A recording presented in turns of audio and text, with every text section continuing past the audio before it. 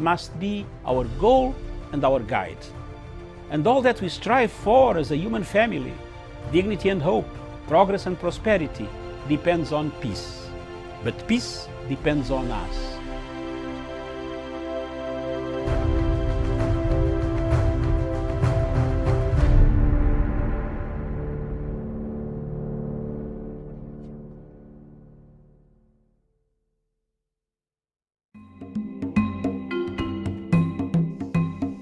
Viewers, those listening to this tape or this video, I want to bring to your attention that the politics of proxy wars in Africa is becoming real, and it has become a reality. I want to bring to the attention of the African states that time and time again we have fallen victims of proxy wars. We fight wars that are not ours. We fall in conflicts that are not supposed to be, don't help Africa, and they don't help our countries at all. The proxy war that is in East and Central and the Horn of Africa has been ignited, supported, equipped by France. It has been very real that the French government, quietly through its company called Total Oil, has been searching for resources around the triangle of East and Central Africa and the Great Lakes region and the Horn of Africa. The LAPSET was one of them, which could have been a landmark project for the people of France. They withdrew from it. The Tanga to Mwanza, they made it, they withdrew from it. The search for oil and resources through Total Oil has brought us the dangers of a proxy war in the region. It is therefore very prudent for people of the region to understand the dynamics that we are going through. For example, in Rwanda and the Burundi conflict, there is a proxy war. We are fighting a proxy country. It has brought us to a war between the two countries, between Uganda and Rwanda and Burundi. There is a proxy war in Congo who is sponsoring a resurgence of rebels that are fighting President Tshisekedi because he was not supported by countries that we know very well. This type of strategy has happened in North Africa, where Libya has been reduced to rebels, where each faction, even the government supported by United Nations, is being bombarded by a rebel called Khalifa Haftar, who is funded by countries that we know. The question of Somalia and the Kenyan maritime presents a challenge, a testy case for Africa and East Africa to stand firm and denounce the actions of countries that bring proxy wars and proxy politics in our region. It is therefore my humble submission that for this conflict, for this to end, we must do enough publicity, advocacy around the area to tell and explain to the international community why this problem is going to create an imbalance in the peace in the region, and the regional peace will be affected. It is therefore my humble submission that as a Ugandan whose troops, brothers and sisters, mothers and fathers of other many millions Ugandans who are in Somalia, condemn any action by the Somali government to try to resolve issues that should have been resolved amicably as Africans within the African confines. I submit, therefore, that some of us will go a mile further to do now, from now onwards, to expose, to show the challenges of these countries that make us fight a proxy war in Africa. Thank you very much for listening. God bless you.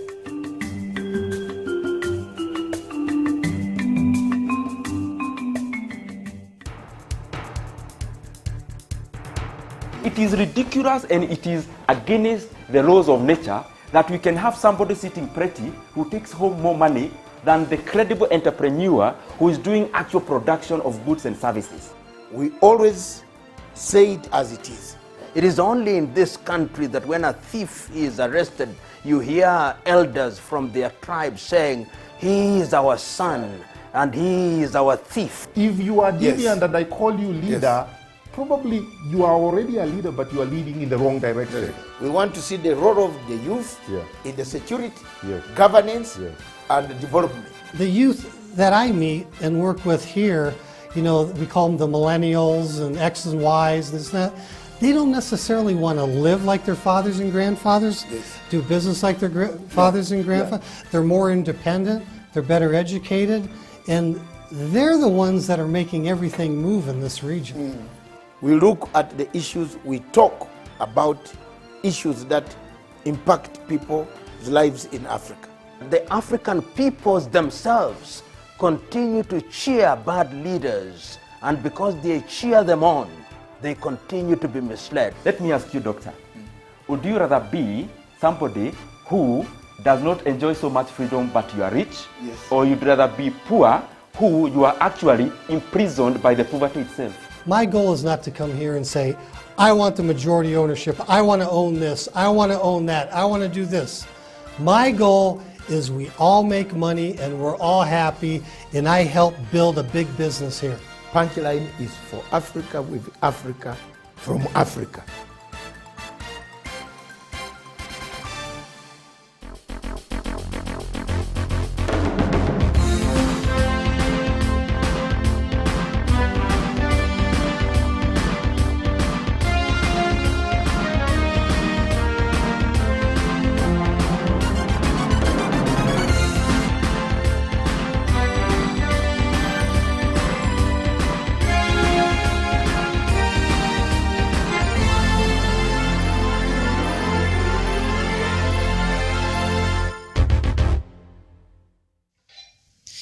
A very good morning to you, and thank you so much for joining us this morning.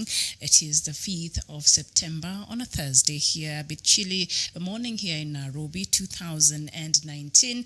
This is Good Morning Africa Show. My name is Miriam Ogutu, and of course, the station is Punchline Africa Television, where we take it upon ourselves to make sure that Africa stories are heard and we tell it in our own ways. Thank you so much for joining us. And of course, yesterday we had a very, passionate show, and we thank you so much for having engaged with us. And today we see from the xenophobic attacks that has been happening in South Africa, a lot of countries have come out to condemn, and Nigeria particularly. And we will see the measures that Nigeria has taken and some actions that Nigerian government has taken. And perhaps you can tell me if you feel that Nigerian government is actually right in taking certain actions, like pulling out of it, saying it's going to boycott out of the World Economic Forum that is meant to be hosted in Cape Town in the next few months. And also we've seen Mozambique reacted to the xenophobic attacks upon its citizens there in South Africa. And also surprised that some Kenyans are also affected, and according to the foreign CS, Monica Juma, she tweeted and said that 2 Kenyans have been affected. So that is just some of the few news that we're going to look at, including some from Gabon, some from Senegal, Zambia, and also we'll have something from Uganda, Zimbabwe, Cameroon, Congo, and the usual. So please stick with me, and Dr. Masanga might be joining me later on the show. But let's start, and we start with some news. Let's just look at the headlines here in Kenya, and that is, this is what the Daily Nation looks like this morning on the headlines, and it says that Kenyans caught up in the South Africa xenophobia wave, and angry youth attacked South African businesses in major Nigerian cities as Ethiopia added to the condemnation of xenophobic violence against black immigrants in the Rainbow Nation. And also still on the headlines, we see not quite a through pass for Mariga. Remember McDonald Mariga, who is a celebrated football star here in Kenya, and he's played for some big teams there in Europe. Right now, I think he's retired, and he's the preferred candidate for Jubilee for the Kibra constituency by-elections, and of course that was necessitated after the passing away of the late member of parliament there, Ken Okoth. So let me just look at that on page 6. Apparently he was given a direct nomination, but it appears that might not be the case. And on page 6 of the Daily Nation this morning, it says, what was billed as a genius move by Jubilee Party to field footballer McDonald Mariga is turning out not to be only to not only be a farcical, but also a divider.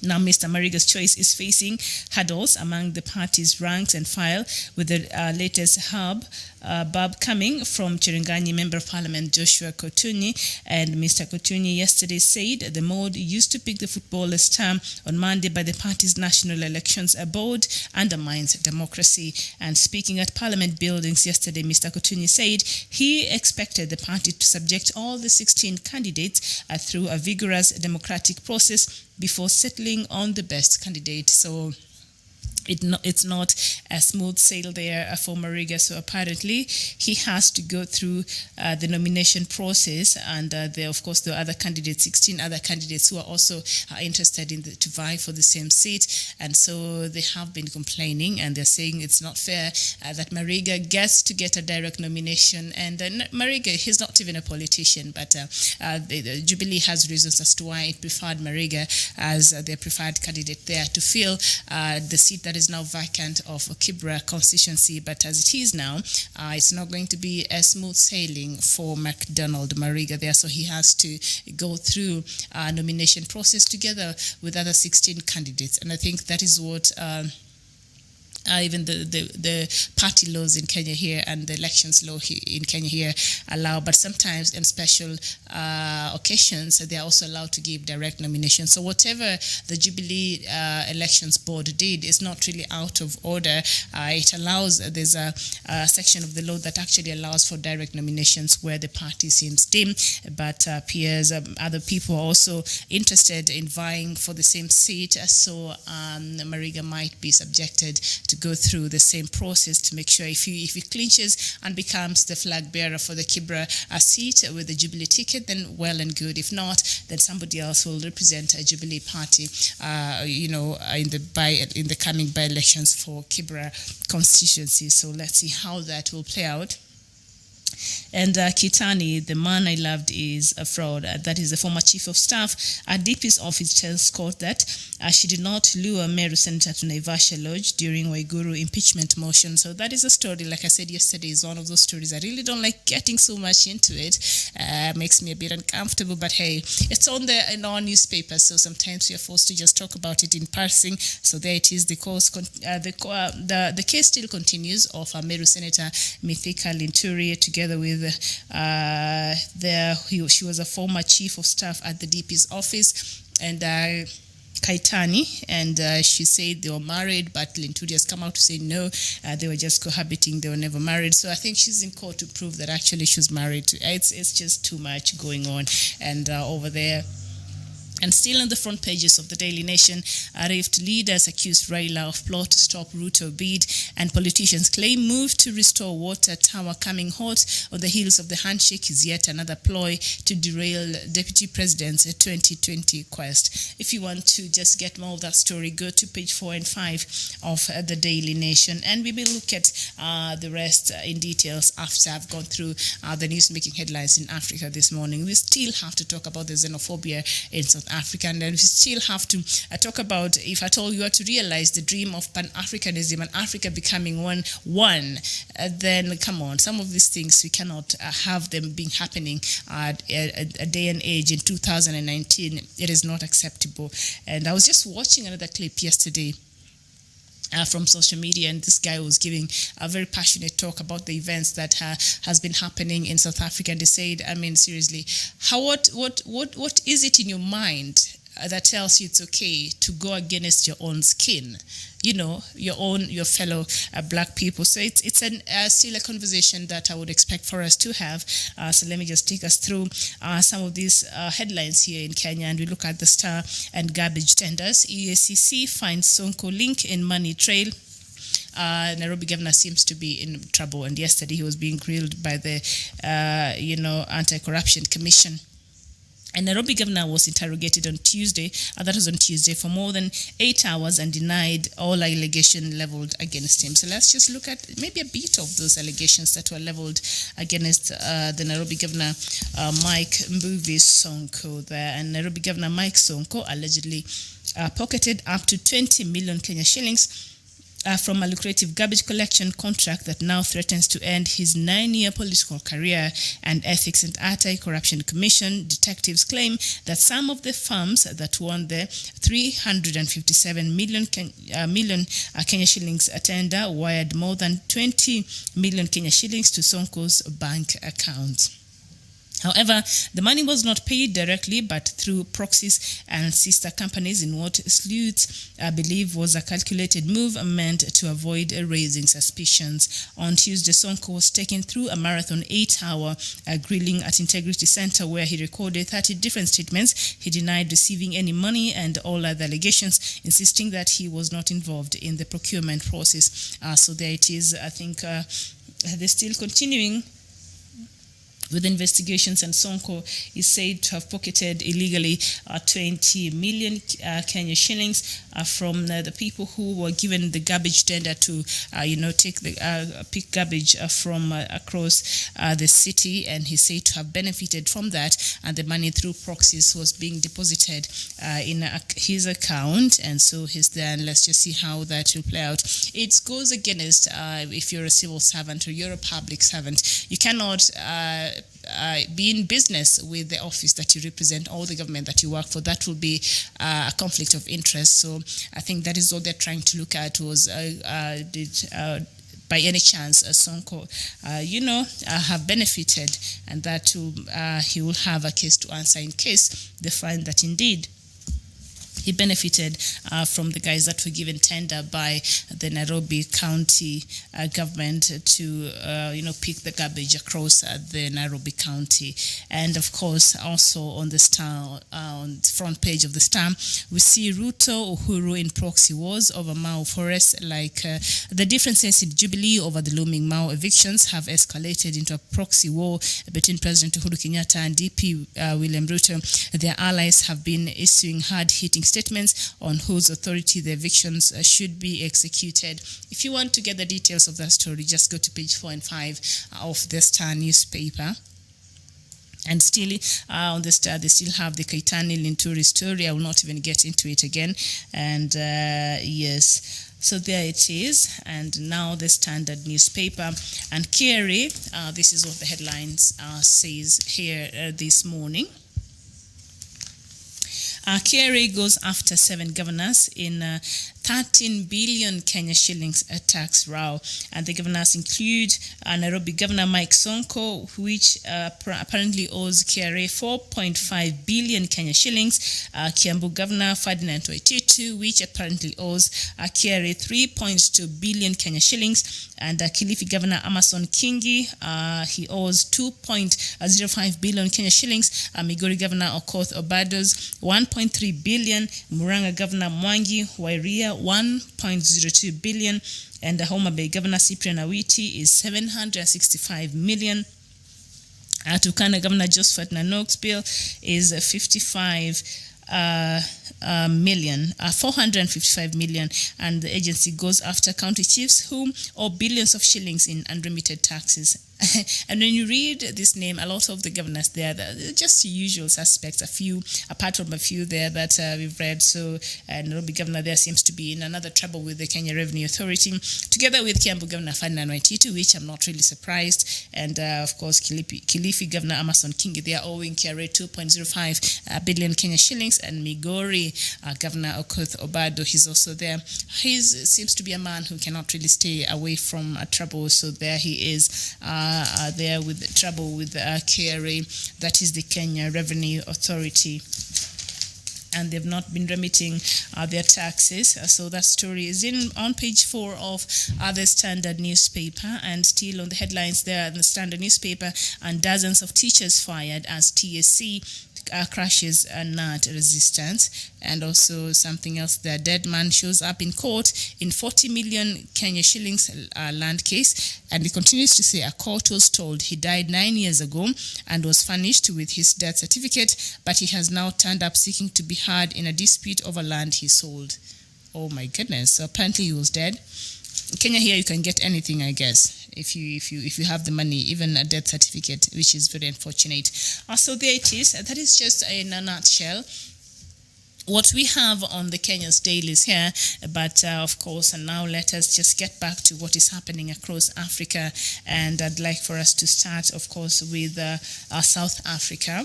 The unfortunate incident that happened there in South Africa, the xenophobia. And right now, Nigerians in South Africa are being offered a free flight to return home following the recent unfortunate xenophobic attacks on foreign nationals. Nigerian Foreign Minister has said the owner of Air Peace Airlines was willing to evacuate Nigerians free of charge on Friday, that is today.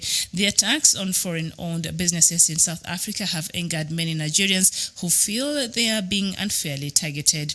Nigeria's Foreign Affairs Minister Geoffrey Onyeama told a news conference on Wednesday that according to the information available, no Nigerians had been killed in the unrest. However, he said the government was considering recalling its High Commissioner to South Africa and demanding full compensation for Nigerians' businesses that had been damaged. And still, Nigeria said it will boycott the World Economic Forum hosted in Cape Town on Wednesday over a wave of anti-migrant attacks in South Africa as diplomatic tensions deepen between Africa's biggest economies. The move comes as South Africa and Nigeria stepped security after several deadly attacks on foreign-owned stores in Johannesburg that were triggered reprisal assaults on South African businesses in Nigerian cities. And South African telecoms giant MTN has shut its offices in Nigeria following a protest over attacks on foreign-owned shops in South Africa. And in Mozambique, Pope Francis arrived in Mozambique on Wednesday on the start of a tour of African nations that will also take in Madagascar and Mauritius. Parts of Mozambique are now affected by violence perpetrated by Islamist militants, as well as by dissident insurgents who have refused to disarm 27 years after the end of the civil war. The Pope is expected to address the country's fragile peace process and the devastation caused by recent cyclones earlier this year, among other issues. And in Botswana has warned its citizens about traveling to South Africa in light of recent developments resulting in violent unrest. In a Facebook post, the government said its citizens would exercise extreme caution and remain vigilant at all times. Earlier reported that Nigeria had also issued a warning to its citizens, as South Africa's police say that the violence is subsiding. And of course, Kenya's Foreign Minister Monica Juma has tweeted that 2 Kenyans were affected and their property destroyed in the recent violence in South Africa. And still, countries that have been affected with the recent xenophobic attacks in South Africa and Zambia now. The Zambians Football Team Association has cancelled a friendly match against South Africa scheduled to take place on Saturday in the capital, Lusaka. The cancellation follows a wave of xenophobic attacks in South Africa. Zambians have been taking to social media to urge the Football Association of Zambia to put off the game between Chipolopolo and Bafana Bafana as a sign of protest. And that is what happened. And we go to Senegal, where the mobile phone contracts for civil servants in Senegal has been suspended in an effort to limit public spending. Ministers and their staff can no longer make phone calls, but they have until the end of September to receive phone calls. That is through the official office numbers. We go to Gabon, where Gabon's President Ali Bongo Ondimba is undergoing routine medical checks in London during a family trip. The president said on Monday, denying his health was deteriorating nearly a year after he suffered a stroke. Bongo's state of health has been the subject of fierce speculation, as the Gabonese leader has made few appearances and spoken only a few words in public since returning in March after treatment overseas. And we go to Congo, where France has said it expects acts from Congolese President Denis Sassou Nguesso over imprisoned opponents like Jean-Marie Michel Mokoko, a candidate for the 2016 presidential election in Congo. On Tuesday, the French Minister for Foreign Affairs, Jean-Yves Le Brun, said he expects that his sentiment will be repeated by the French president when he receives his Congolese counterpart at later meeting. Mr. Koko was sentenced to 20 years in prison with hard labor for violating the internal security of the state and illegal possession of weapons and munitions of war. And in Cameroon, Cameroon's opposition leader Maurice Kamto says he is relishing the opportunity of taking on Cameroon's government when he goes on trial in the country's military court today. Kamto, who was the runner-up in last year's presidential election, is accused of insurrection despite a chorus of international protest. Kamto, together with several dozen of his political allies and supporters, faces charges of insurrection, hostility to the motherland, and rebellion, crimes which, in theory at least, could carry the death penalty. And we go to Zimbabwe, where doctors since Tuesday have gone on strike after rejecting 60% salary increment offered by the government. The strike, the second this year by the medics, follow months of protracted salary negotiations between civil servants and government for better pay and conditions. And in Uganda, the Ugandan government has decided to review its open-door refugee policy, citing concerns about security and criminality. The country has, in the past few years, been hailed around the world for its all-embracing approach to hosting refugees and has given shelter to more than 1 million people from across the region. Refugee Minister Hilary Onek told the BBC that Uganda was looking at its refugee policy because some neighboring countries had abused it by deploying spies disguised as asylum seekers to destabilize the country. Adding that Uganda has previously accused, Rwanda of infiltrating its intelligence services. The minister said that some high-profile refugees had been abducted and even killed by people who had come into the country as refugees.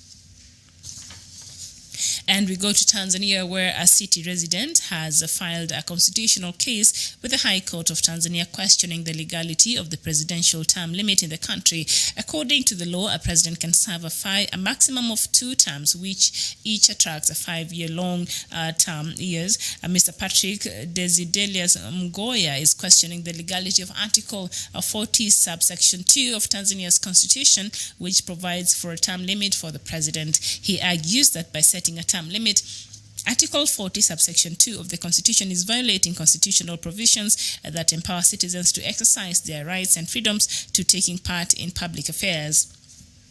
Mr. Magoya's case comes at a time where President John Magufuli has on several occasions said that he is not interested in extending his presidential term limits for even 5 minutes longer. And we end with Rwanda, where the United Nations says that all factors indicate, and the United Nations says that all factors indicate that Burundi's election in 2020 will be problematic because of all unresolved political crisis and a president who is increasingly portrayed as a divine ruler. And that is just some of the latest news here in Africa this morning. Thank you so much for joining us. And of course, this is Good Morning Africa. Dr. Matanga might be joining me in a short bit, but if he doesn't, then we still have a show to do this morning. So as I was just going through the news this morning, we see especially I don't know. I don't know what your thoughts are. Was Nigeria right to pull out of the World Economic Forum that was supposed to be happening yesterday, I think, and today in Cape Town? Do you think Nigeria had a right to do that? I don't know what your thoughts are on that. Please talk to me and let me know. And also Nigerians in South Africa, there's somebody there that owes the owner of the Air Peace Airlines said he is willing to evacuate all Nigerians and bring them back home today if they can just communicate to the consulate, Nigerian consulate there in South Africa, in Cape Town and other affected areas. They can reach out and they can find their way there, and they can be facilitated in going back to Nigeria. I don't know what you make of that. And of course, Nigeria is boycotting the World Economic Forum. What's your thought on that? Was it a right move from Nigeria? I mean, was it well advised from Nigeria, and this move by the Nigerian government to boycott the World Economic Forum? Is it the right move? Did Nigeria do the right move? And of course, yesterday in Nigeria itself, South Africa telecoms giant MTN had to shut its offices because some Nigerians who are angered had started going into the shops, and actually out of anger started to attack the workers there at the MTN offices in Nigeria there. And of course, MTN, as you know, comes from South Africa, that its mother country in South Africa. Very unfortunate incidents there happened. I mean, yesterday we were having this conversation, and some images were very, very disturbing. You see people with sticks and stones beating a very old lady who can't even move properly. I don't know where the future of Africa is headed to. If some of those images was very disheartening, and it's quite unfortunate. And so Nigeria has taken it very, very personally, because apparently a lot of their citizens there were affected, and a majority of them is Biafrans. That is according to the Biafran report we've been getting from Biafrans here, and they have been affected immensely with the outrageous acts of violence there from South Africans in the name of xenophobia. And those are just criminal acts, because it's ridiculous. There's nothing that can warrant anything that goes against taking someone's life or injuring somebody.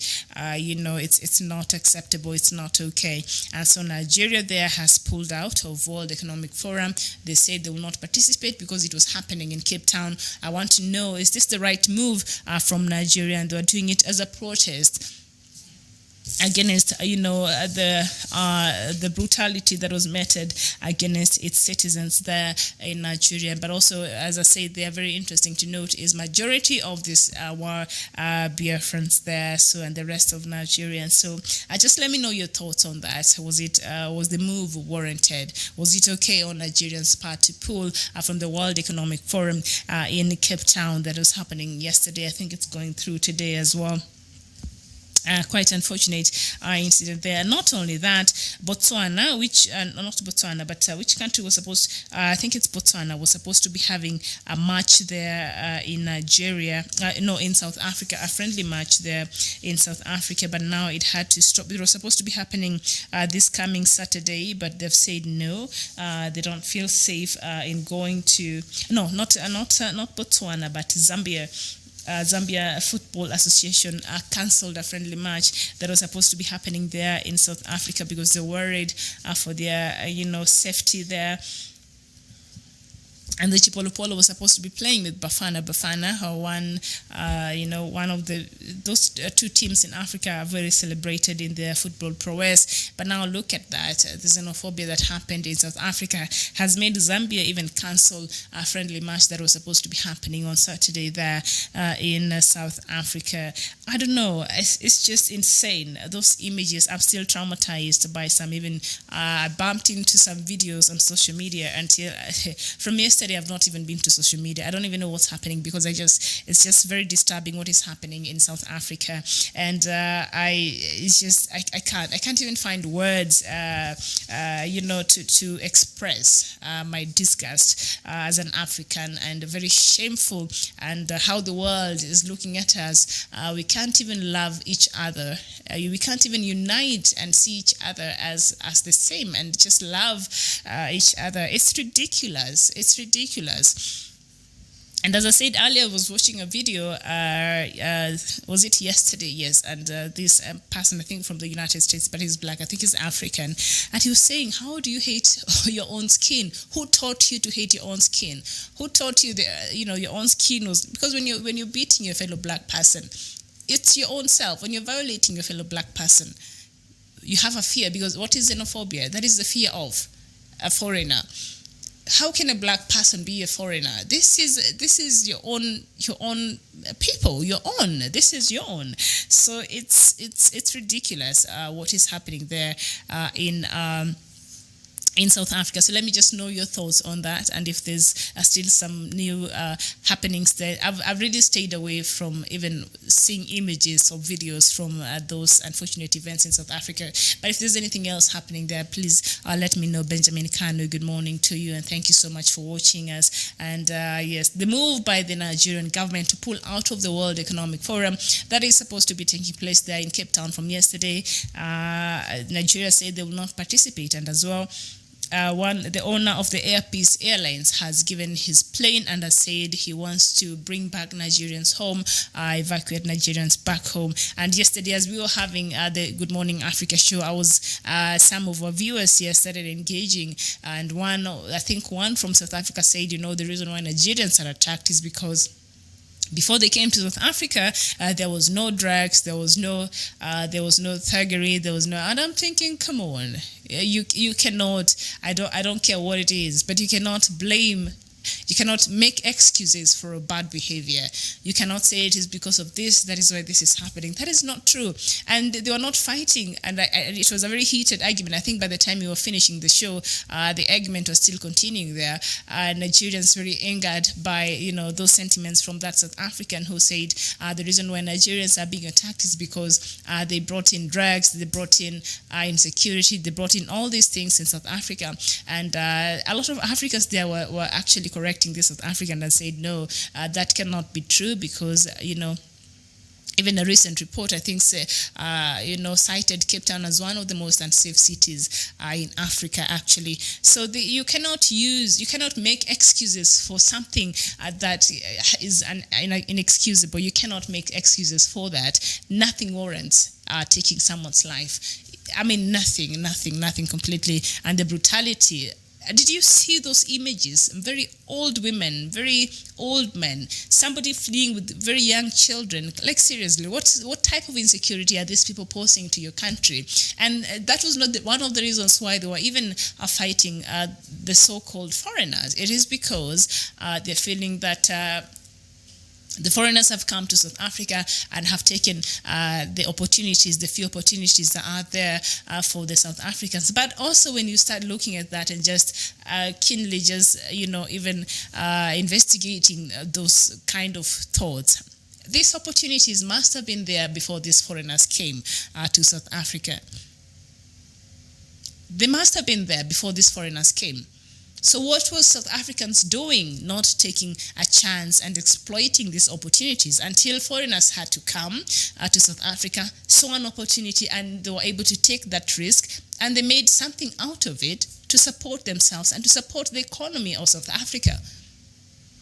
This opportunity existed before a Somali came there, before a Kenyan came there, before a Nigerian came there, before a Mozambican came there. These opportunities were there. Because the people you are targeting are not the people who own the multi-businesses. And that will be the other race, not even the Africans who come and live there. The Africans you're targeting is just like me and you, who are just trying to hustle and find just day to day how they can get by. Those are the people you're targeting, who's just having a small canteen somewhere, serving the local neighborhood, who's just having a shop somewhere, serving the local neighborhood. You should have put up that shop before this foreigner came and put up that shop, but you didn't. So who are you blaming, South Africans? Whose fault is it? Is it the foreigners or your lack of inability to even recognize and take a risk and make something out of the few opportunities that are available? Because those opportunities existed before these people came to your country.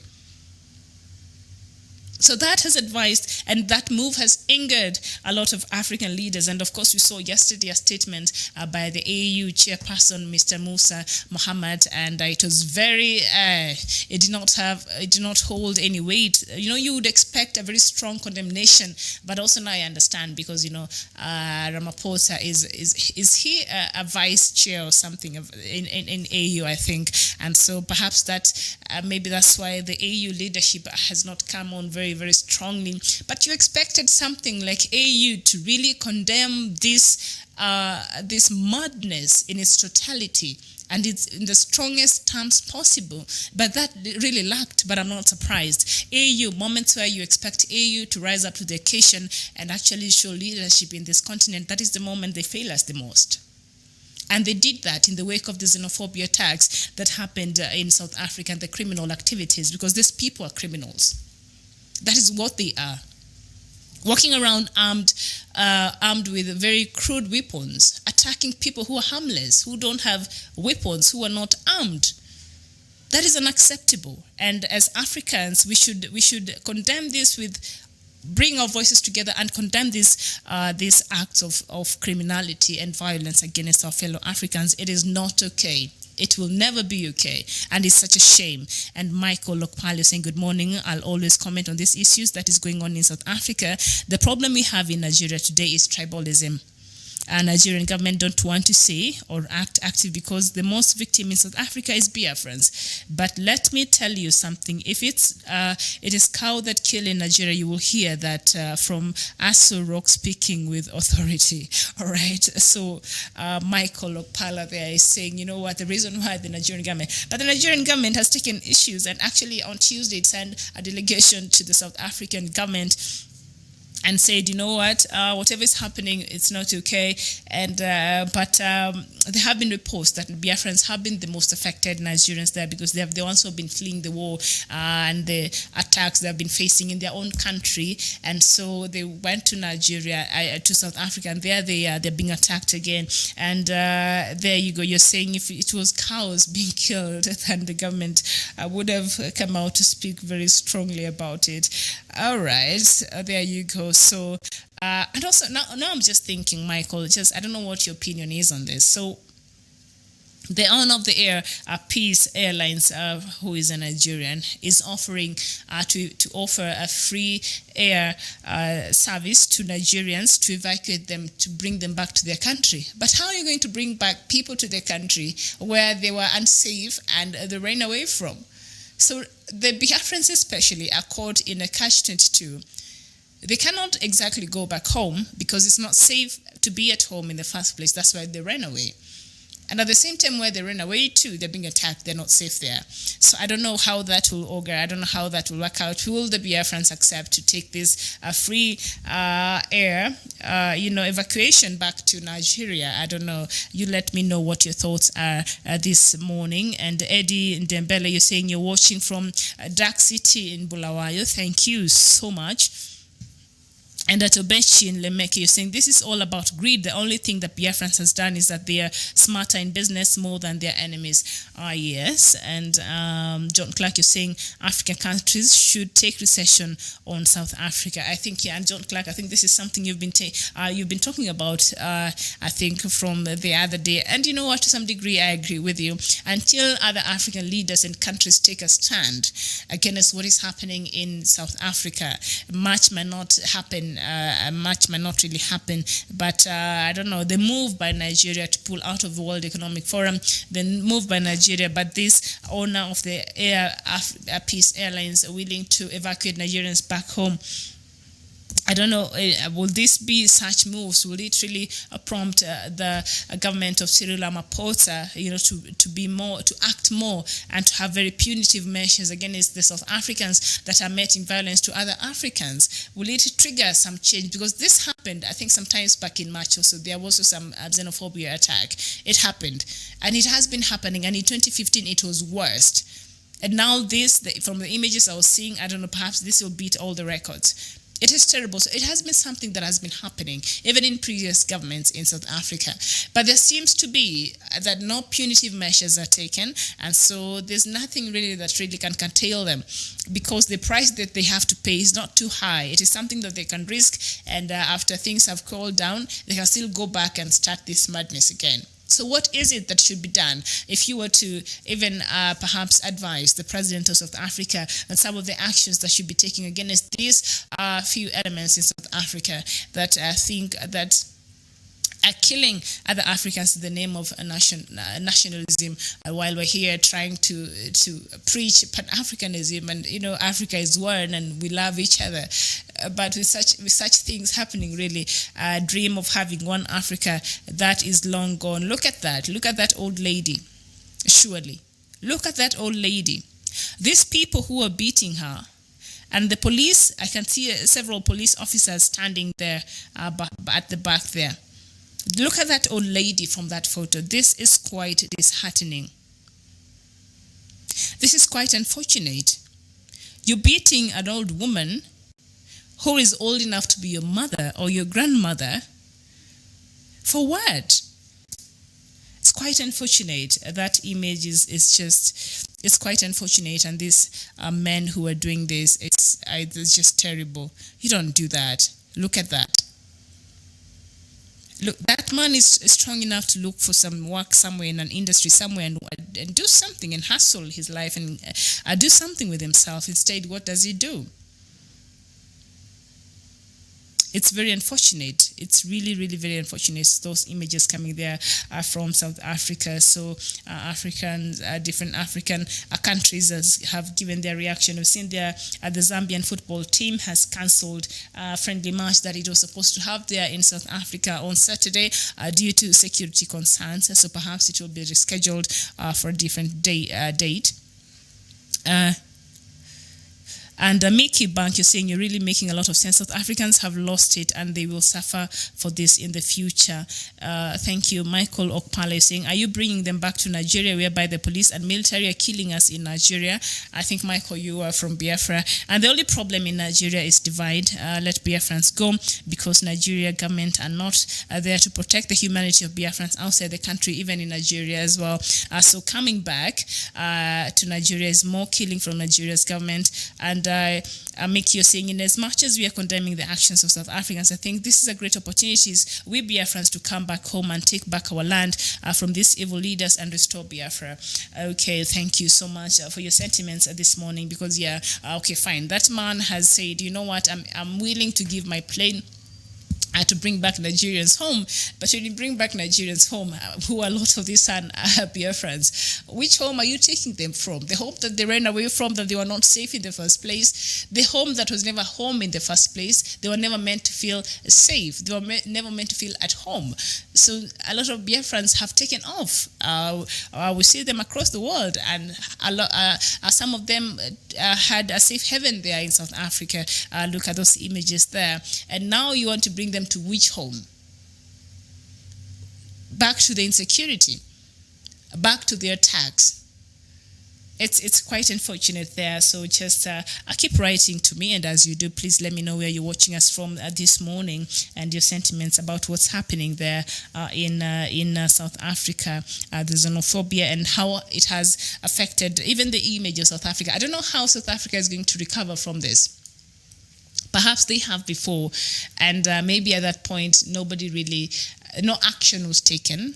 So I don't know how South Africa is going to actually, recover from this very terrible act. And I don't know how Are we going to look at them differently?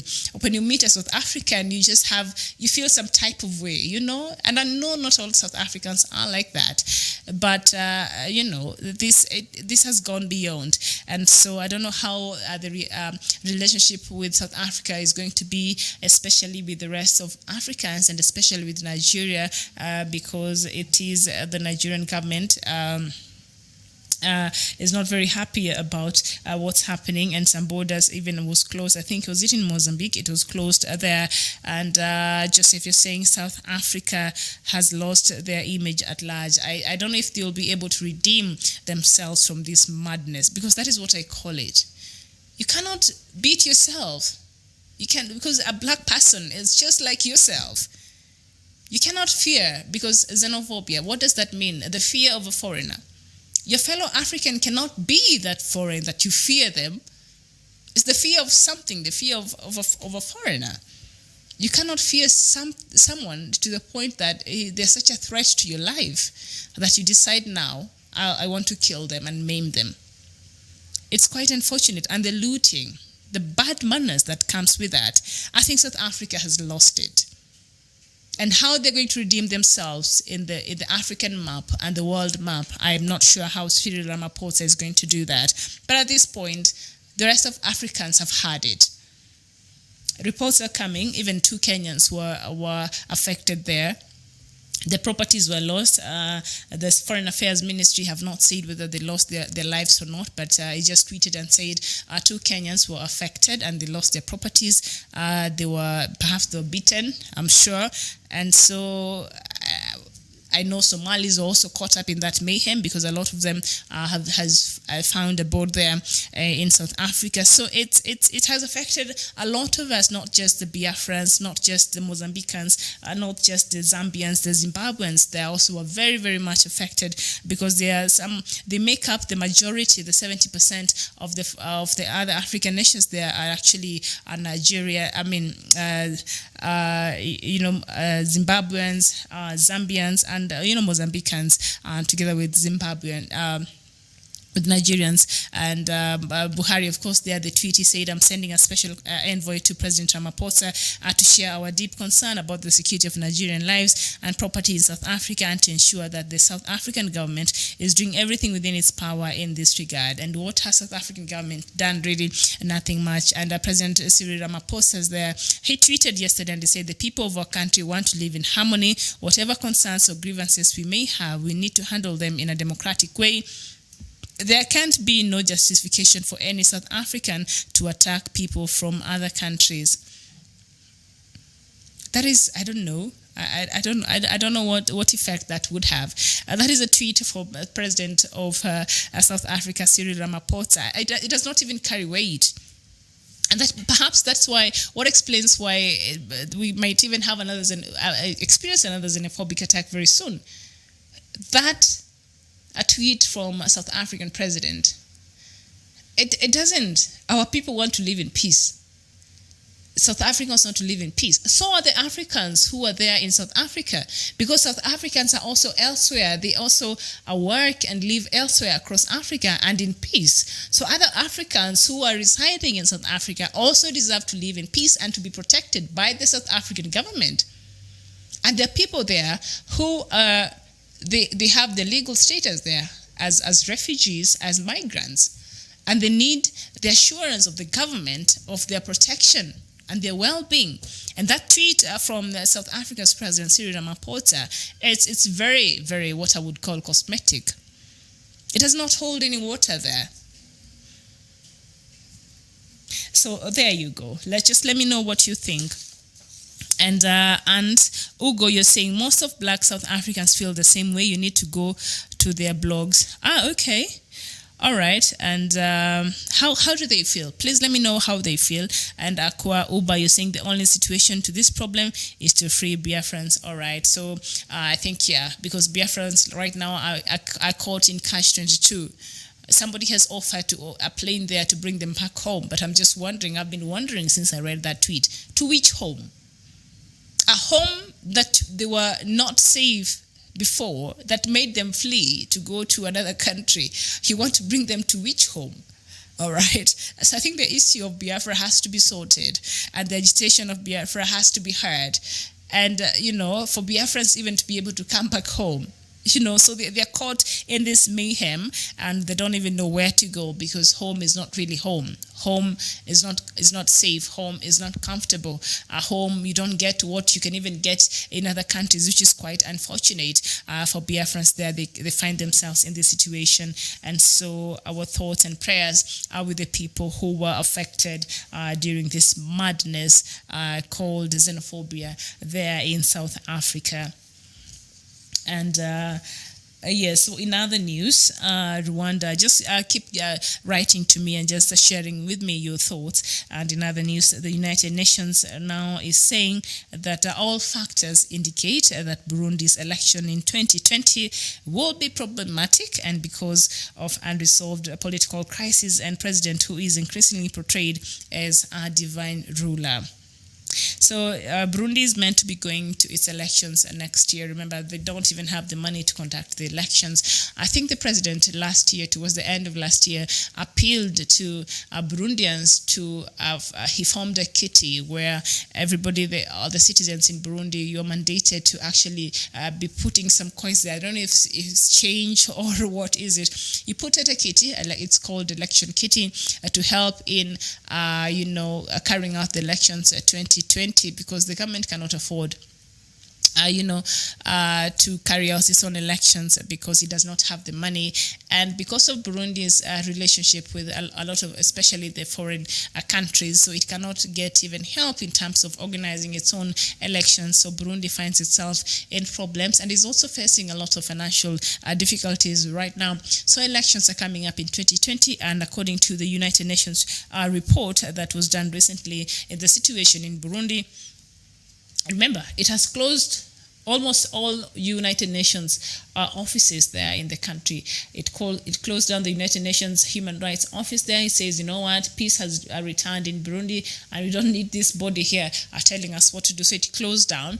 It closed down all international media outlets there in the country, Voice of America, BBC, and all of this, because it does not want the outside scrutiny that comes, especially with the Western media. So it closed down and hissed them out of the country. So right now, whatever information you get from Burundi is very controlled by the state, and it's not very balanced. So it's unclear.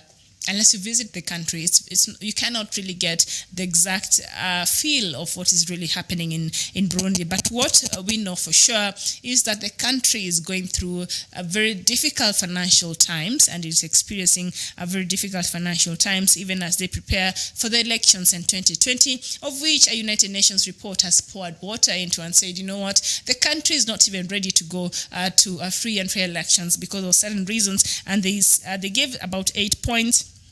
And I'll just go through a few of them. And the report by the United Nations Commission of Inquiry on Burundi said there was a climate of fear and intimidation against anyone who did not show support for the ruling CNDD-FDD party. So if you are not supporting President Pierre Nkurunziza, then you are in trouble. You are a government enemy number one. You must support the president. If not, then you are in trouble. And remember, during the Labor Day celebrations this year, May 1st, you know what the president did? He took his 12-year-old daughter and brought her to the national celebrations of Labor Day and awarded her with a lot of money in an envelope for being a very good girl at home. And that is the most ridiculous thing I think I've ever read or heard of a president do. But this is Africa. A lot of ridiculousness is happening, including that is what is happening right now in South Africa.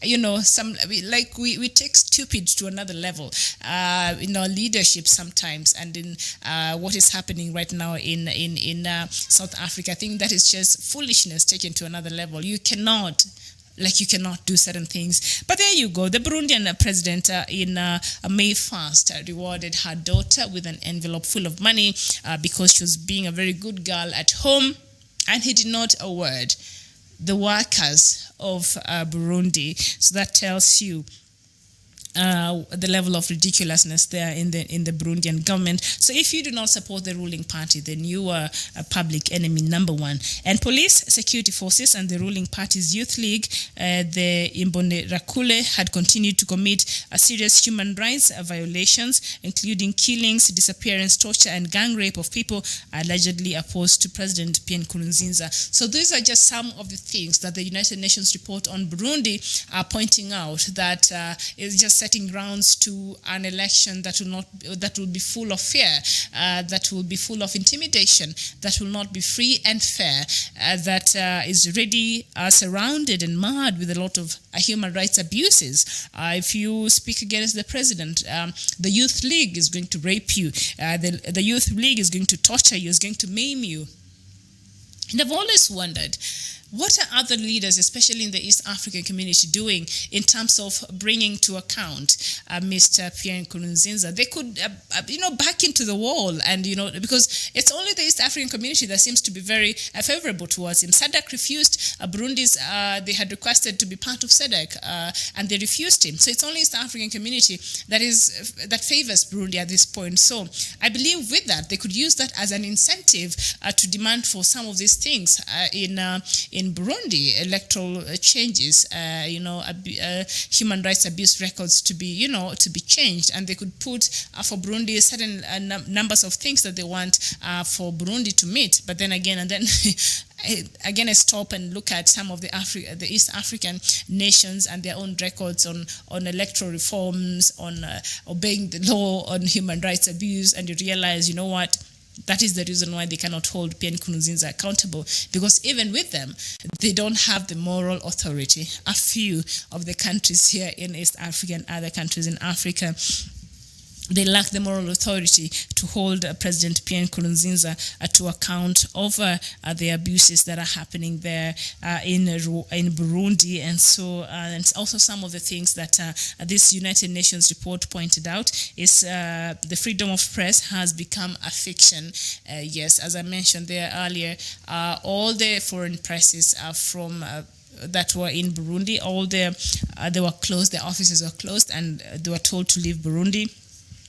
And also government was increasingly controlling the non-governmental organizations, and there's a slide into religiosity. And there, what is really happening is that the theme of divine. So Pierre Nkurunziza wants to make the people of Burundi to believe that he was appointed from God. And when the wife is introducing her, I'll just quote the report. It says, the theme of the divine origin of the president's power is increasingly common in official speeches delivered by the president and his wife. So when the president or his wife are giving a public opinion, they insist to the people of Burundi that, President Pierre Nkurunziza has been, elected by God himself. He has been placed to be the president of Burundi, and they're using religion to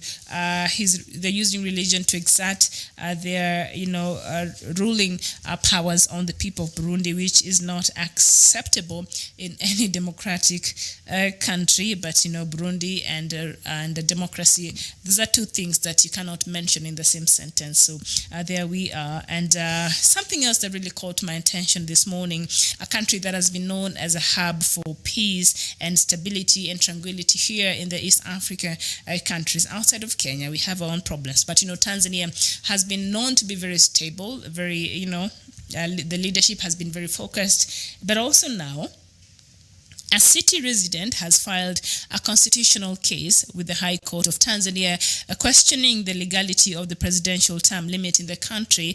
According to the law, a president can serve a maximum of 2 terms, each 5 years long. So now somebody somewhere sat and decided, this 2-year term limit of 5 year each that has been working very well in Tanzania, I think we need to tamper with it because, I don't know, maybe President Magufuli has been working so well, so perhaps now he deserves another 3rd term. So a resident from Tanzania there has gone to the High Court of Tanzania to challenge the term limit that is constitutionally entrenched in the Tanzania Constitution, and is saying the term limit that only allows a president to serve for 2 terms. Something that Dr. said here times I can't even count. That is the biggest problem that even Uganda has in its democracy, because there is no presidential term limits. And that is what put Burundi into war in 2015 after President Pierre Nkurunziza changed the term limits and allowed him, to rule for until when he feels it's okay. Now he wants to leave. A 7-year term for each presidential term, that is in Burundi. Those are the changes they made in 2015 that really plunged the country into a new fresh of near civil war. So in Tanzania, it has been working very well. The term limits have been working very well. So some people somewhere, because I don't think this Mr. Patrick Mgoya is just speaking for himself, there has to be some political hand behind this move. So he's gone to the Tanzania High Court and he's saying that the term limit is really entrenching into people's, infringing into the rights of Tanzanians to exercise their rights and freedom of taking part in public affairs. So apparently, by limiting the president's term in office, is infringing on Tanzania's will, because perhaps they could be wanting to elect this president. I don't know if the Tanzania's constitution says that after you've run for presidency, you cannot run again. Perhaps you can run after this president is done, you can come back again. I don't know.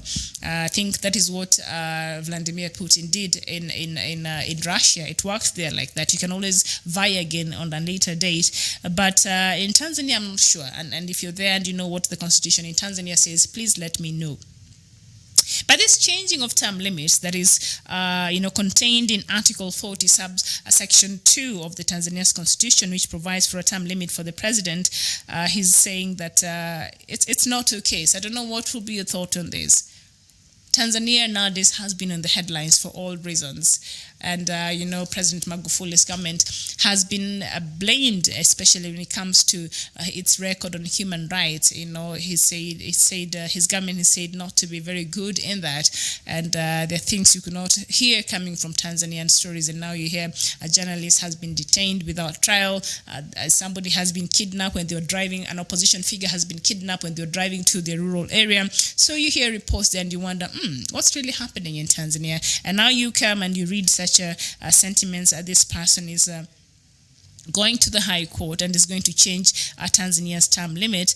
That tells you that, perhaps another hand is at work there.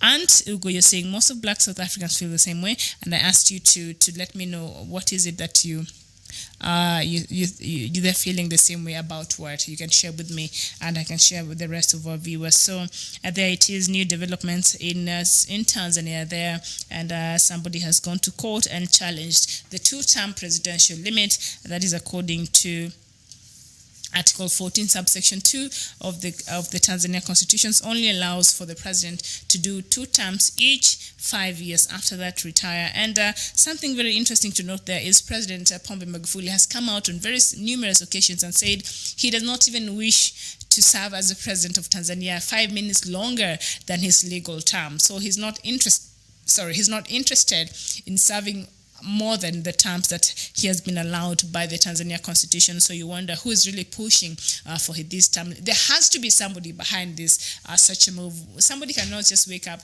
one morning and decide this is a motion. And something I'm going to, to file at the High Court. No, there has to be somebody behind this. And this is a story that I'm very curious and interested in, and I'll be following up for you, and we'll just find out who really is behind the changes they want to see in the Tanzania constitution in terms of presidential term limits there. And as I said earlier there, Botswana has warned its citizens about traveling to South Africa in light of recent developments resulting to violent unrest. And in a Facebook post, the government has said its citizens should exercise extreme caution and remain vigilant at all times. Earlier, Nigeria had also issued the same warning yesterday to Nigerians residing there in South Africa. And of course, Pope Francis has started his visit to Africa, and he started with Mozambique. Mozambique has suffered immensely this year. Remember the two cyclones that hit that country, Cyclone Idai and Cyclone Kenneth, and has affected that country's, economy especially. And the Pope has started his recent visit, and he started with Mozambique there. So also, in case there's something more we need to know about that, then I'll look for it and I will share it with you. And so, okay, what else? All right. So Gabon's President Ali Bongo Ondimba is undergoing routine medical checks in London during a trip. And so the presidency official handle shared that with the rest of the world.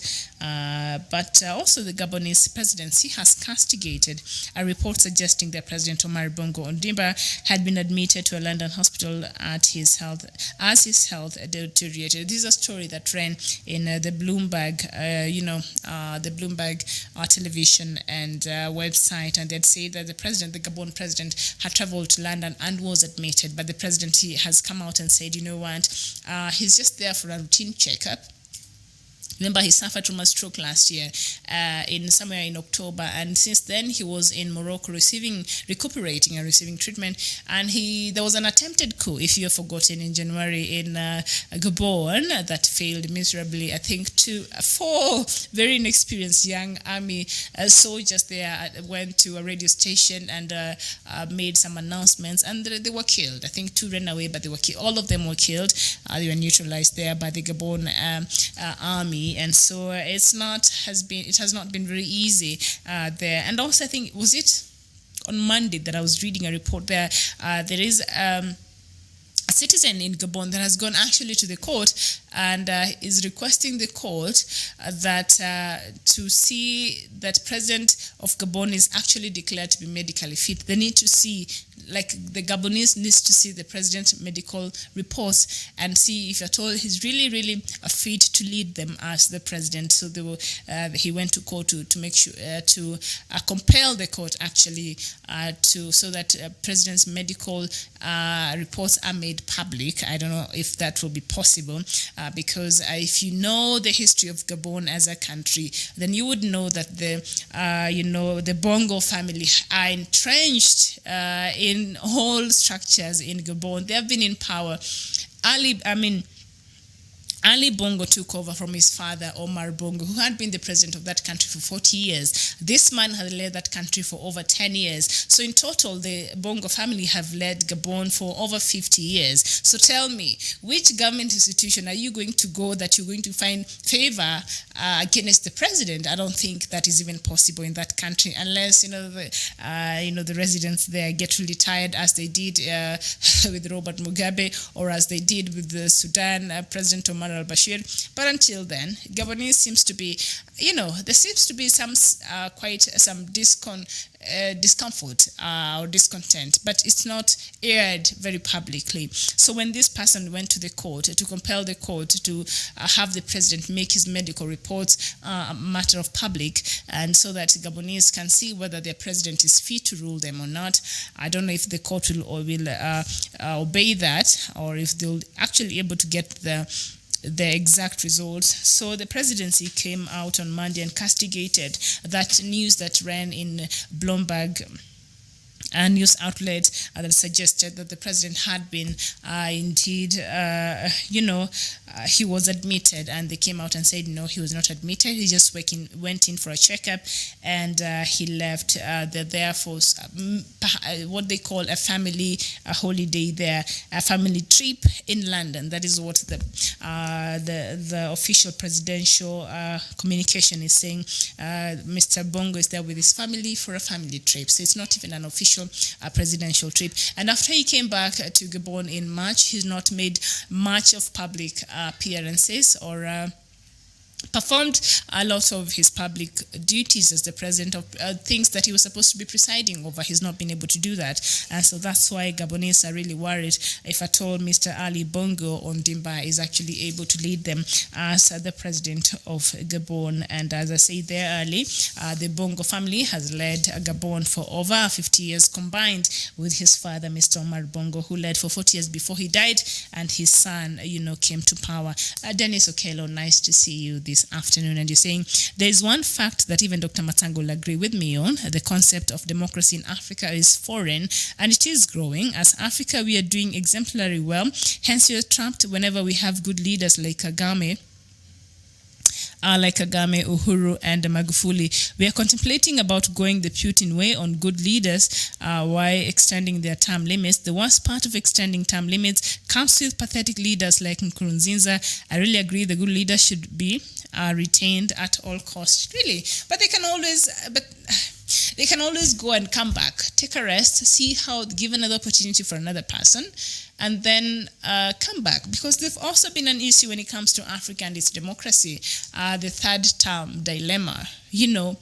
The third term, it has been a real issue here in Africa, and the mutilation of the Constitution. If that is what the Constitution allows, because we should at all costs encourage constitutionalism. So if we feel, okay, fine, so I'm very good, so I'm the only person I feel could lead this country and propel this country to the next level of development and whatnot. But what does the Constitution say at the end of the day? I think we should encourage constitutionalism by all means possible, because at the vacuum of the Constitution, that is where we see all this madness going about, especially when it comes to our elections and politics and democracies across Africa. So if the Constitution says that Magufuli is supposed to serve for 2 terms, 5 years each, I don't know if it allows for him to come back again, but I'm sure perhaps there's that provision. If people love him so much, and after this guy is done, whoever will be elected next time after his 2 terms are done, then no problem. But if you start really, that's a very dangerous road to tread on, because some other leaders who are bogus will take advantage of this and say, you know what? Even so-and-so did, and I believe I'm good for this country, and I don't think I'm supposed to be going home. So let me just add more years. Let me just change the Constitution. And we cannot allow that. I think by all costs, we should encourage constitutionalism and the respect of the rule of law. And that is the constitution of a country. If we start mutilating it to fit our own wants and needs, then that is the beginning of a lot of problems here in Africa. And some other rogue elements here will take advantage of that and might not work very well in some other African countries. All right, there you go. So in Cameroon, opposition leader Maurice Kamto says he is relishing the opportunity of taking on Cameroon's government when he goes on trial in the country's military court today. He was the runner-up in last year's presidential election, and he is accused of insurrection. If you're wondering what insurrection is, that is you sort of rallying people against the government. So he's accused, and such insurrection. This is that attracts a life sentence when you're accused of insurrection. And so, despite the international community has been protesting against his arrest. And remember, after the Ambazonia leaders were arrested and slapped with a life sentence, Mr. Kamuto got very scared.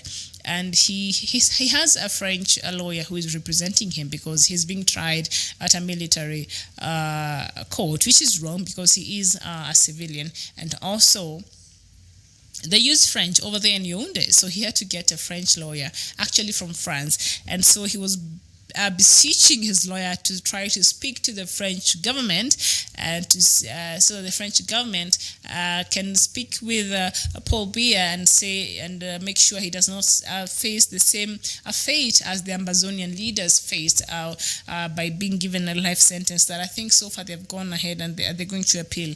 Yes, I don't know if they've appealed yet, but I'll just check that and make sure I have the right information.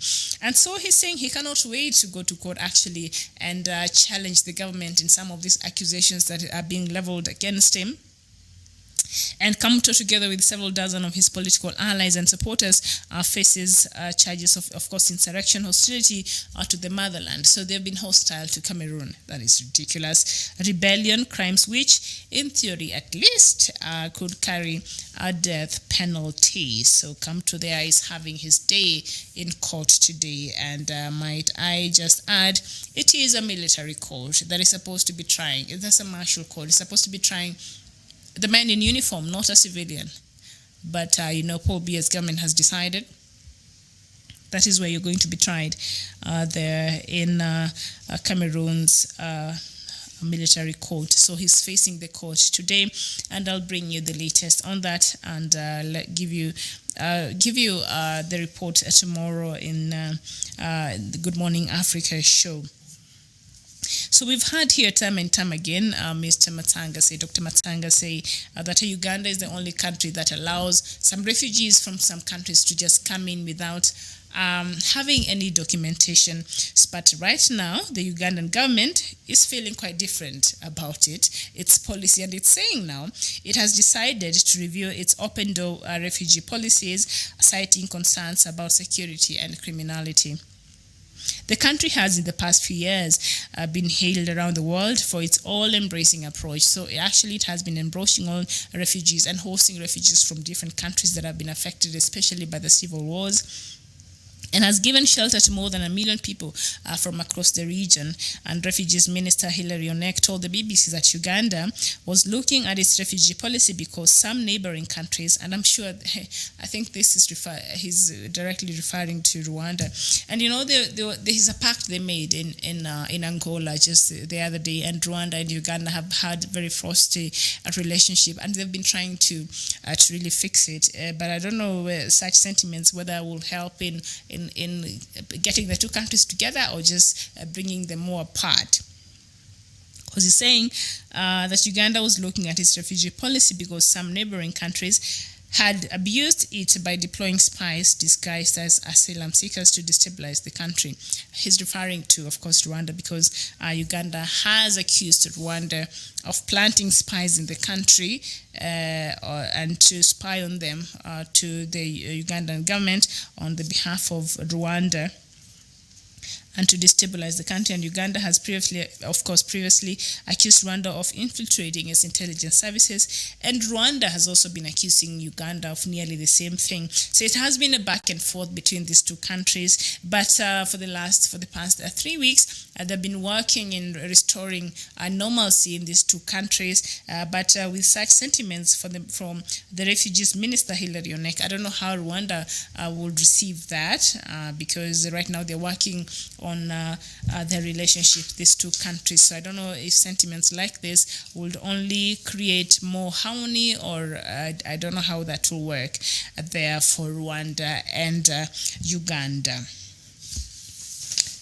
All right, so what I will do is I'll take a short break, and then I will see you in the other side of the break. Let me get a glass of water, and then we'll continue talking more about Africa and what's happening across the board. And if there's anything else that I need to know that is happening out there, please feel free to engage with me, and I will share with the rest of the world, and we can continue having that conversation. And about Nigeria pulling out of the World Economic Forum that was supposed to be happening in Cape Town from yesterday, please let me know, was Nigeria right to make such a move?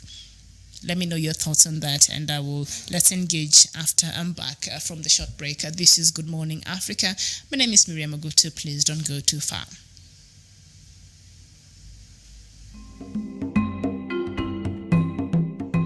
Zimbabwe's economy is cursed because we have a bad leadership running the treasury of the people of Zimbabwe. President Emerson Mnangagwa should have picked a person who understands the political, social, economic apparatus of what the economy of Zimbabwe needs. President Emerson Mnangagwa would have been able to walk out of this quagmire of the economy by picking a leader a person who is able to manage the economy. The current Minister of Finance is a parrot of George Soros, Brentwood's institutions. He cannot run the economy. A person who always talks of hiked prices, hiked percentage, hiked fuel, cannot help you in a struggle where regime change is near the doorsteps. President Emerson Mnangagwa, dear brother, time has come to change the direction. The Zimbabwe economy is the Waterloo of the government of Zimbabwe. It is important, therefore, for us to do what we call fatigue evaluation. Is there a need for fatigue evaluation? Is the system moving forward?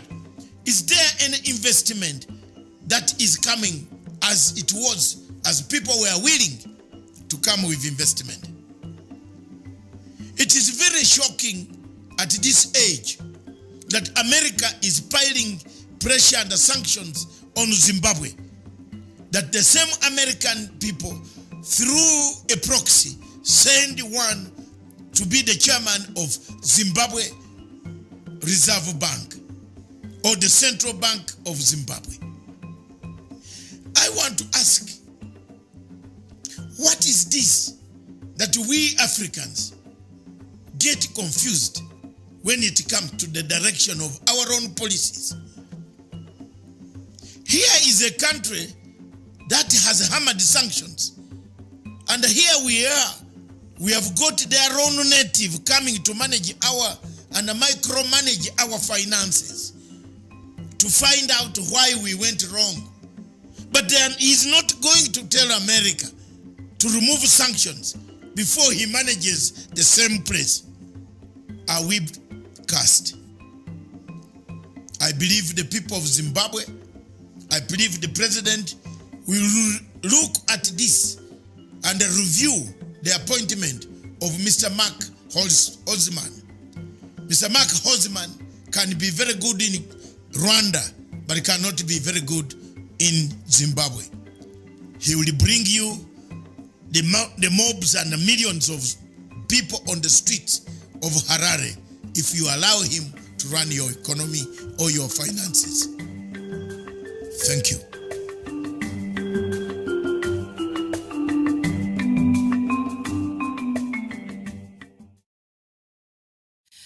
Thank you so much. Good afternoon and good evening.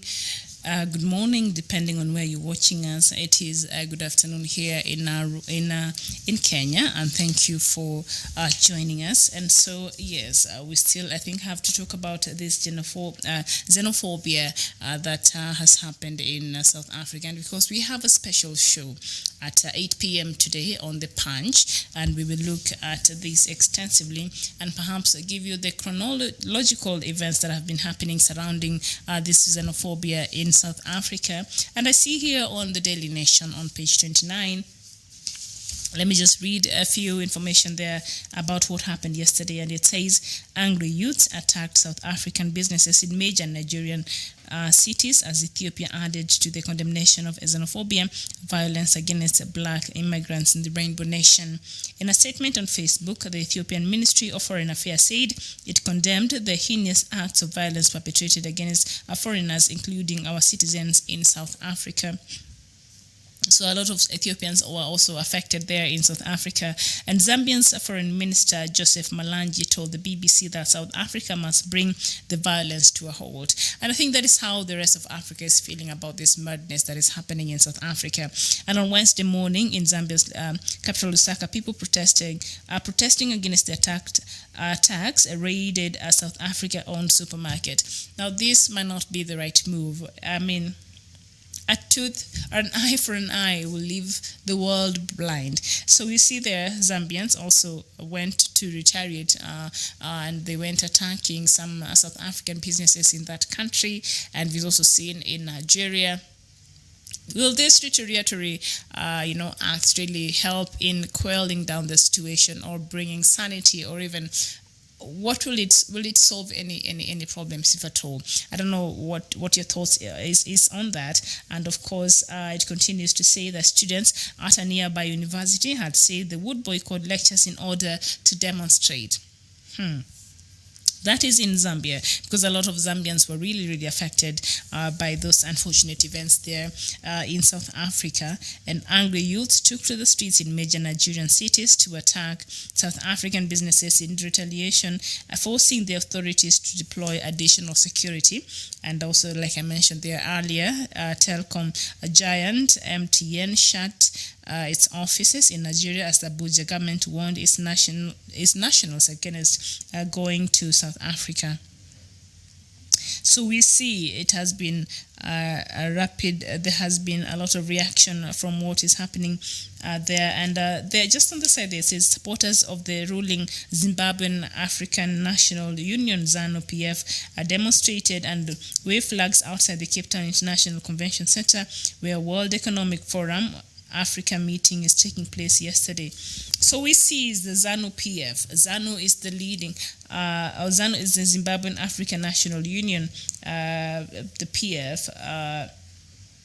So they were in Cape Town, the Zimbabweans in Cape Town there, and they went to where the World Economic Forum was taking place in Cape Town, and they were waving this flag as a sign of protest. And remember, as I mentioned earlier, there Nigeria boycotted being part of the World Economic Forum there in Cape Town. And so there you go, some images there of supporters of the ruling Zimbabwe Africa National Union there went to protest in Cape Town outside the conference center where the World Economic Forum was taking place in Cape Town. And so we've seen businesses at ShopRite outlets in Osapa, London, Lekki, Sangotendi in Naija, Lausa and Ikeja suburbs in Lagos were grounded as protesters ordered customers to vacate. And Lagos police spokesperson Bala Elkanah said they had to send reinforcement to prevent mobs from destroying facilities in the ShopRite, which doesn't even belong to South Africans in the first place. So apparently, it's what? Nigerians are the ones who have put up the ShopRite there? I'm not sure. But there it is. So it has not been received very well, those heinous acts from South Africans to their fellow Africans. It has not been received very well there, especially in Nigeria. And I said earlier that even some Kenyans were affected.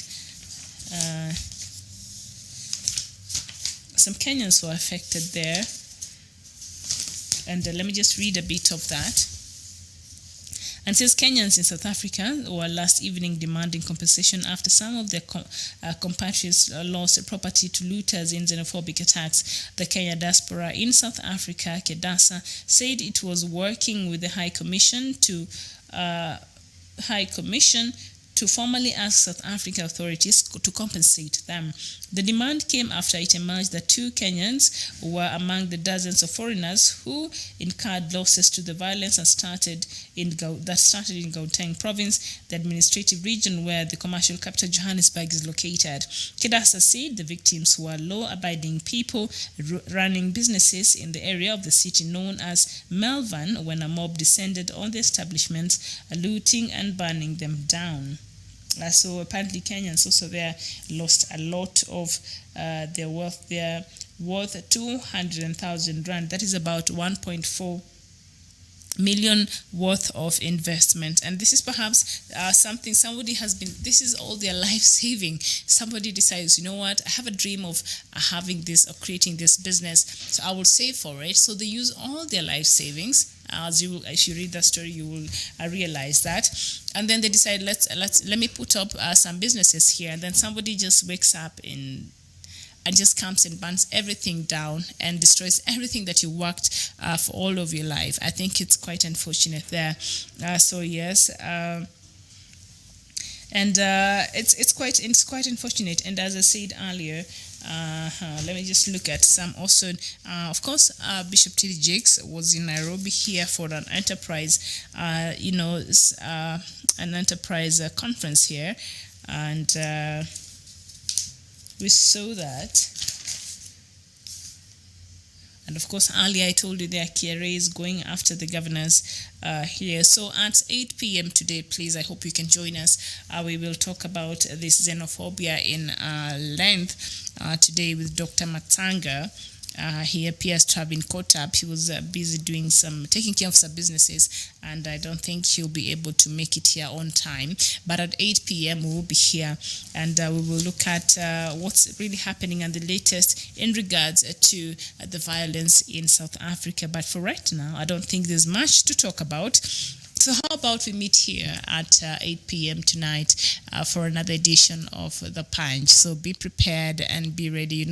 When the doctor comes, all bets are off, and he tells it as it is, and of course he will tell us the latest and his thoughts and what has been happening there in South Africa. But from me, Miriam Ogutu, for now, thank you so much for your company. I'll see you here at 8 p.m. together with Dr. Matanga. Thank you so much, and it is bye-bye for now. First of all, let me thank you. I've prepared 2 papers which I believe will be circulated because they'll not be projected. But if you can see, first of all, I want to agree with the Honorable Minister. I've done 2 pictorials. One of them is described as Africa at the dinner table.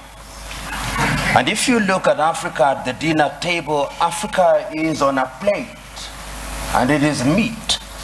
And the diners at the dinner table are France, the United Kingdom, the United States, the European Union, the Chinese, and progressively the Arabs.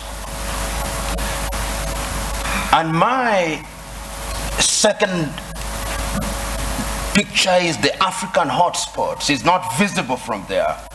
But if you look at Africa today, and you make a clean sweep with your mind, there are different conflicts of different intensity in Somalia, in northern Mauritania, in northern Mali, in Central African Republic, Democratic Republic of Congo, Guinea-Bissau, in the Cameroons, in South Sudan, and one can go on and on.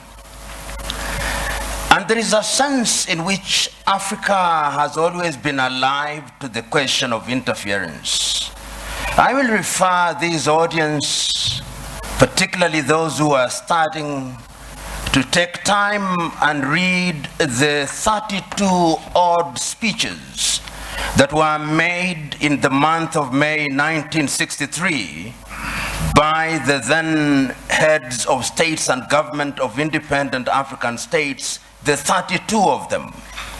And there are 2 speeches that I want to isolate for this presentation. One was by David Dacko of Central African Republic.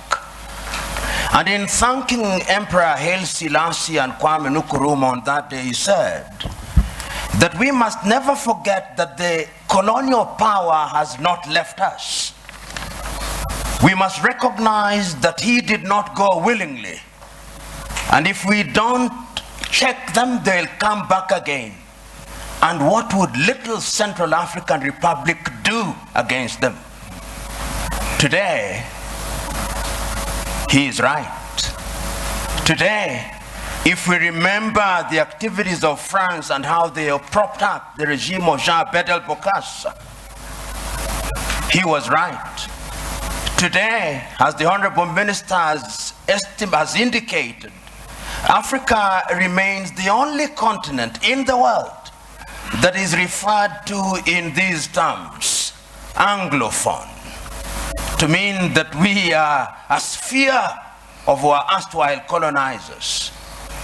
About 2 weeks ago, there was a meeting of the Commonwealth in London, England, and a friend of mine who is an Anglophile sent me the photograph very gleefully, saying this is a meeting of 53 equal states. I told him, no. If it was so, why is it that the leadership of the Commonwealth is hereditary rather than rotational? In other words, in the minds of the British, her former colonies are still under her tutelage. And I want to submit to us that in the minds of what I'll call the conceptual West, they think they have a divine duty to instruct Africans what to do. True. And in the minds of many African leaders, they think that they have a divine duty to accept what they are told. That, in my view, is what the Honorable Minister was talking about, the mindset. And this is something that has been examined. We have seen France and its very pernicious presence in Africa. We know what they did in Burkina Faso against Thomas Sankara. We know what they did in Mali or the Sudan against Modibo Keita or against Sekou Touré in Guinea. Pernicious to the core. The Portuguese, we know what battles had to be fought in that area. And let me put this very bluntly. When the former leader of Portugal, Marcelo Caetano, was asked, why can you not allow the colonies to gain independence? This is what he said in substance. As I have examined world history over the years, the following have emerged. That the Caucasians have been responsible for monumental discoveries in the development of man. So have the Chinese, so have the Arabs. But the Africans have been responsible for nothing. They are only fit as hewers of wood and drawers of water. And I want to submit to you who are present here that in the conceptual West's unguarded moments, or guarded moments, that is what they think. And that is how they relate to Africa. So the whole idea that they will interfere is something that they think is their God-given duty. I said there were two speeches in 1963 that I wanted to refer to. I referred to David Dako. The second one was the speech by Kwame Nkrumah. And Kwame provided the solution. He did not complain about colonialism. He said, we must live here with one army, with one command. We must live here with one currency. We must live here with one currency, one country. I do not know where its capital will be, but I suggest Leopoldville or Bangui. Other leaders may have their thoughts. Kwame was right, but who listened to him? Several years down the line, and I've said it in my paper, there were coup d'etats which were engineered, there were mutinies which were engineered, and other forms of destabilization. And I want to believe that the person who actually said it very well in the 1980s was the former American President Ronald Reagan. He said, the United States of America does what is in her best interest. And I agree with him. Does Africa do what is in her best interest? Do African leaders do what is in the best interest of Africa? Interference will be there in very blatant and brazen ways and in subtle ways. I've always asked, until very recently, how many African countries manufactured bullets? Very few. Until very recently, how many African countries, in fact, how many African countries manufacture jet fighters? How many African countries are involved in the arms industry? Some of the leading conceptual West countries which pontificate to us about prizes, peace prizes, are the leading manufacturers of landmines. And if you look at their foreign exchange earners, it is the military and security items. So they say with their mouths, what do they not believe in their hearts? In Kiswahili we say, vita vya panzi furaha ya kunguru. That when the locusts are fighting, it is the joy of the hawk. Because when they kill each other, they get the food easily, dead. It is in the best interest, I dare submit, without fear of contradiction, that the elite in the conceptual West does not want Africa to stabilize, despite their assertion to the contrary. And you'll see it in every country because conflict is a major industry.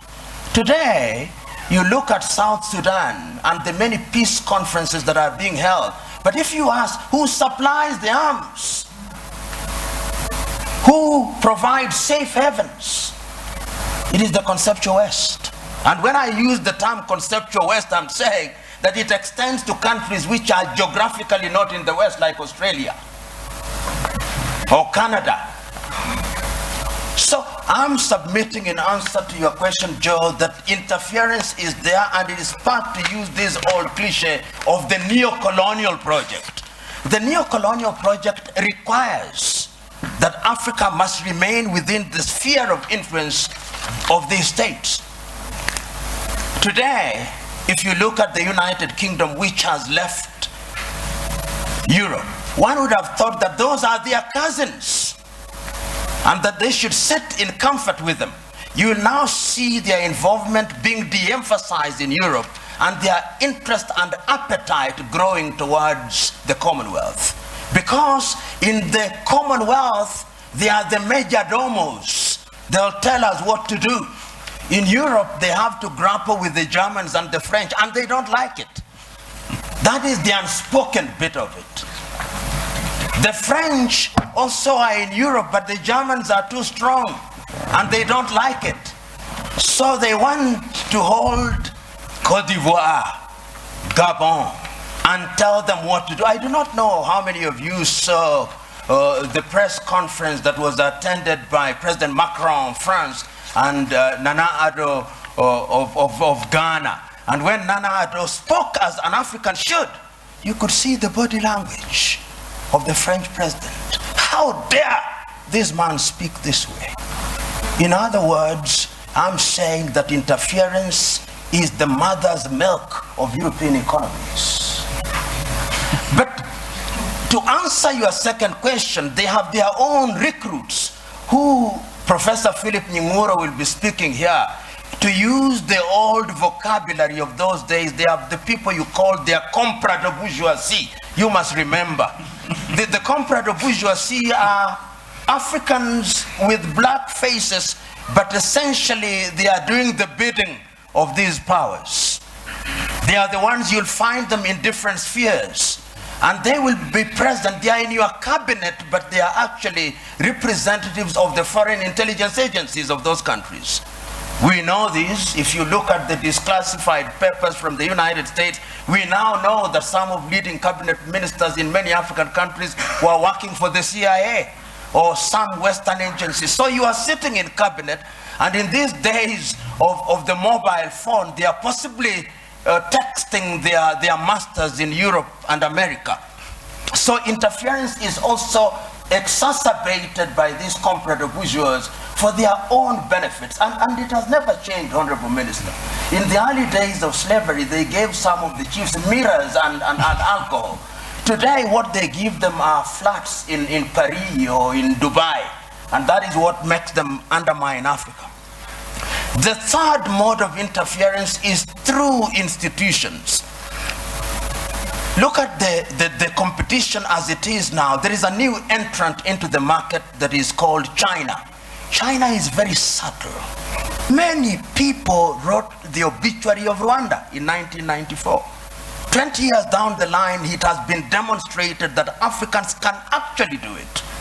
Between 1983 and 1987, I think Thomas Sankara in Burkina Faso also demonstrated that it can be done. We saw in Somalia, despite their problem. So my prescription is African unity. Africa must now begin to negotiate initially in terms of blocks, SADC, ECOWAS, East African Community, and ultimately as African Union. And lo and behold, we must do it. And I've always said this cliche, we must do it, because if we don't do it, we will be done. Thank you.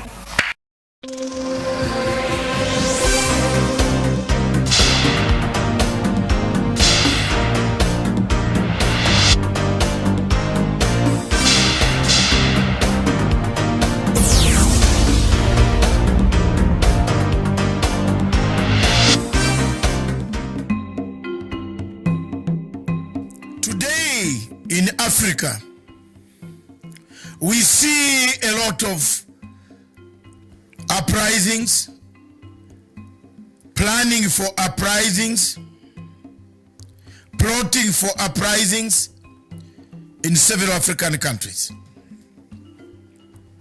The events on the African continent, therefore, as predicted much earlier myself, in 2017, I said, before 2020, 13 African countries would have undergone either soft regime change, soft coups, or violent regime change through uprising, which now seem to be real. The signs that and the symbols that we see are the real symbols and the signs that more is to come against African governments. What do we do then? There is a new method of changing governments strategically placed in the United States of America by George Soros. George Soros funds civil societies, civil disobedience, civil violence in Africa. It is upon you Africans and African heads of state, wherever you are, as you convene, as you plan to convene next month or before the end of this month in Addis Ababa, to understand the magnitude of this regime change strategy. Many wars are taking place, internal strife conflicts like the one in Cameroon, Amazonia, like the one in Biafra, Boko Haram, and then in Biafra, like the one in Libya. But the theme is the same. Regime change, uprising. Is it a matter of taking over our resources? You see, the war in Congo has erupted again. Unknown militias have arrived in Congo, restarted the war, and it is going on. All these culminate to one thing. Are we ready to be independent? As I said last week, this week, are people in Africa ready to accept the results of elections? Elections everywhere in Africa are bringing the chaos we see.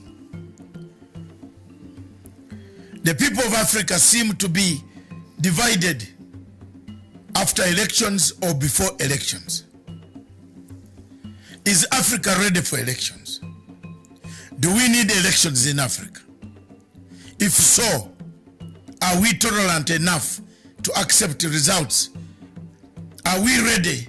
Which method can we use in Africa to make sure that there is hope for the countries and there is hope and the future of Africa is guaranteed? Viewers, the High Court in Malawi today or yesterday was hearing a case when the president had already been sworn in. If the president of Malawi has been sworn in, then the High Court is hearing the case. Is that not a disaster, an accident in waiting? Whether this will make us have a peaceful Africa remains to be seen. And may God help us to build a better Africa. Thank you very much.